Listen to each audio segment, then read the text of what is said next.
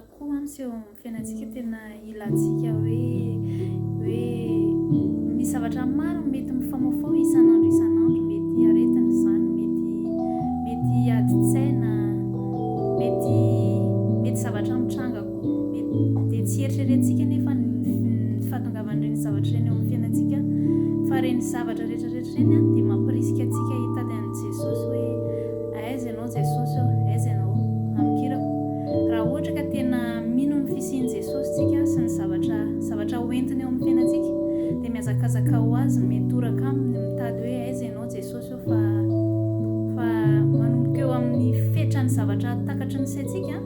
de Jesosy amin'izay no tokony homentsika lalana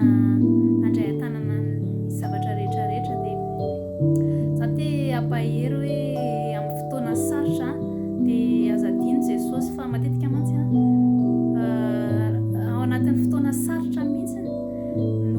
ndraindraintsika reraka de manadino hoe inona zavatra tokony atao fa nefa za te ampahery hoe karaky ny andalovantsika zavatsarotra fotoatsarotra